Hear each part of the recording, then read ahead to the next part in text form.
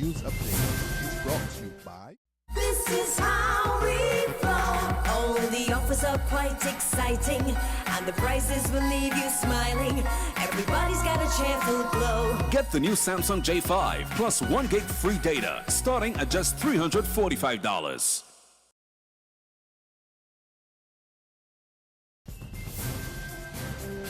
This is the Barbados Today Afternoon Update for Monday, December 21. Thanks for joining us. I'm Fernella Wedderburn. An unfortunate situation. That's how Deputy General Secretary of the Barbados Workers Union, Dwayne Paul, is describing the current impasse between Sandy Lane Hotel and the union. Paul tells Barbados Today the situation dates back to the last negotiation when Sandy Lane defaulted in paying the 3% increase to workers agreed to by the BWU and the Barbados Hotel and Tourism Association. He says this has now transitioned into the second round of negotiations where Sandy Lane Hotel has again opted out of paying workers an 8% salary increase. Paul is also concerned that the hotel has agreed to pay some categories of workers above the going rate. It is up to the property, based on their marketing position, their business strategy, to pay above what is the minimum. Sandy Lane exercised that right with the full knowledge and full agreement of everybody that they were going to pay above the market rate to attract a certain level of employee, and that was their right. Nobody said to them they couldn't do it, and we can't say to them they cannot do it. That is what they decided to do. They paid for some categories of workers, not all, and that is actually for us the minority of the staff. They paid above what was the agreed rate. So to argue now that is the reason you don't want to come forward is a little disingenuous in terms of the operation, because you knew that going in that you were paying above, and that was your marketing strategy. So you cannot now come back and use a marketing strategy as part of your negotiation tactics, and that's why for us is unfortunate, and for the good folks at Sandy Lane who have to work and work very hard. His comments came as the union met this morning with about 20 hotel workers in the first round of emergency talks on the issue. The next meeting is set for 5 p.m. today. We've started to meet with the Sandy Lane staff as they outlined. The meeting went well, and based on the information that we received from the staff, the BW would be discussing with its team and moving from there. We look forward to having meeting this afternoon. Two families, one in St. George and the other in St. Michael, are homeless following fires. The first fire occurred yesterday just after 5 p.m. at Waverley Court, St. George, where the Selman family home was destroyed. The second fire occurred in St. Stephen's, Black Rock, where a wall and timber building was extensively damaged. The house was occupied by Michelle Marshall and owned by the Urban Development Commission. A house next door was also impacted by the fire. Ms. Marshall was not at home at the time of the blaze, which occurred just after 4 this morning. 8 fire officers under the command of Station Officer Foster responded to the blaze in 2 tenders. The 4 young ladies who lost their lives in a tragic accident back in October and the 2 men who were gunned down during last month's St. Philip Carnival were remembered over the weekend at the lighting ceremony in St. Philip. A moment of silence was observed for the 6 as MP for St. Philip North, Michael Lashley, turned on the lights, transforming King George V Park into a Christmas wonderland with thousands of lights. Part of St. Philip went through some trials. Obviously, we had some issues, but a couple weeks ago, we lost 2 lives. And of course, before that, we lost 3 young ladies in a very tragic accident. 4 in a very tragic accident.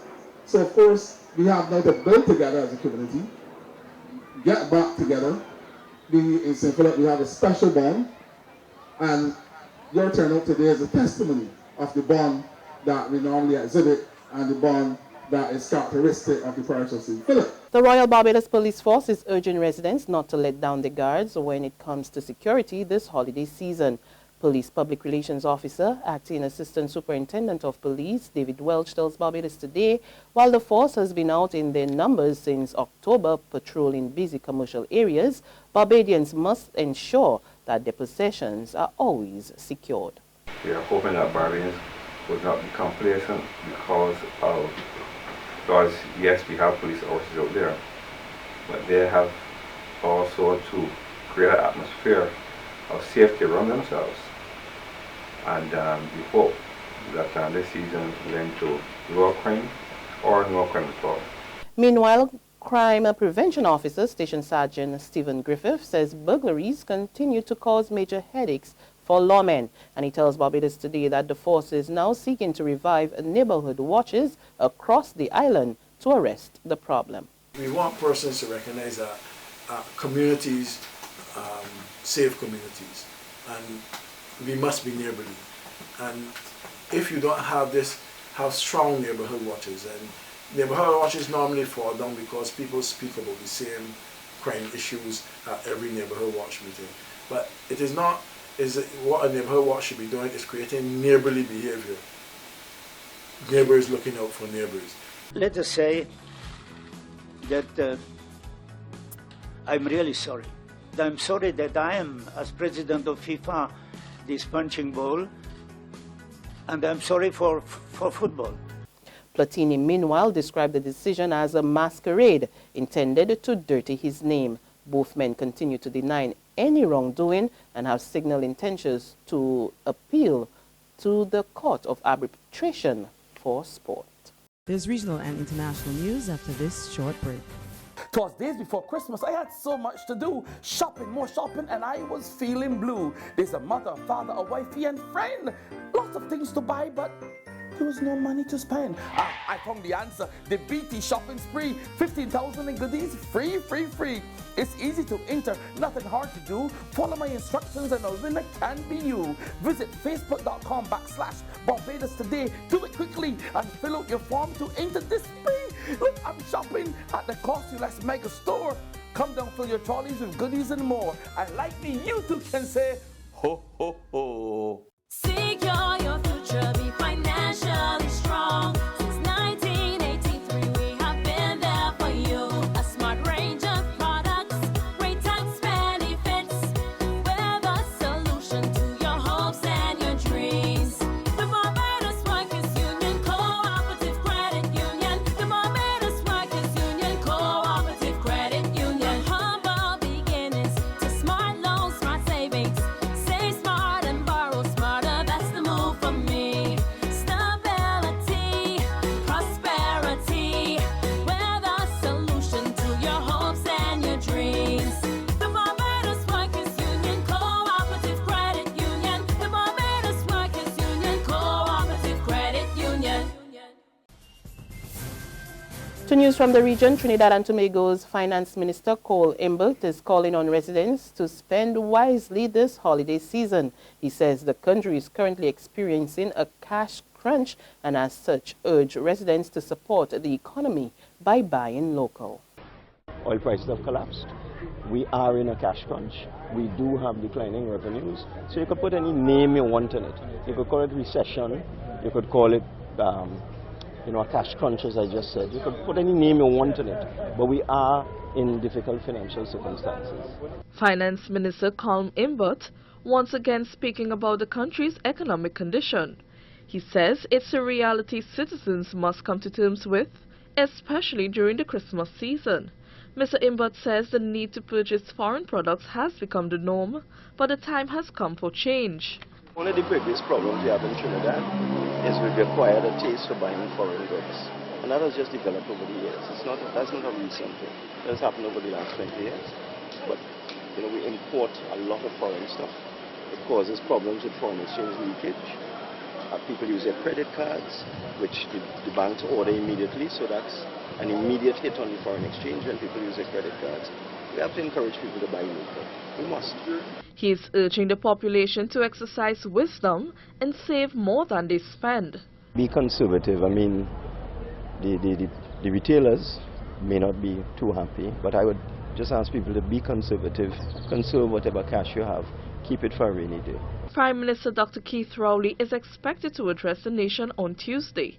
And finally, on the international scene, at least one person is dead and 36 others injured after a car ran down pedestrians in front of a hotel in Las Vegas. According to police, 7 of those people are now in critical condition. Police say they believe the crash was intentional, but terrorism has been ruled out. The female driver in her 20s fled the scene but was later arrested and is being tested for alcohol and drugs. A 3-year-old child was found unhurt inside the car when police tracked it down. We have not been able to ascertain exactly what has occurred. We definitely know that this accident we cannot determine whether it was an act of terrorism. We do not know whether it was intentional. So currently right now, all the information and all the testing abilities that we're doing on this individual is to ensure that we're doing the proper investigation, whether it was an impairment or anything to that matter. But currently right now, this has not been determined to be any of terrorism. Is she being tested for DUI and or drugs? She is being tested for both. She is also being tested for alcohol as well as controlled substance.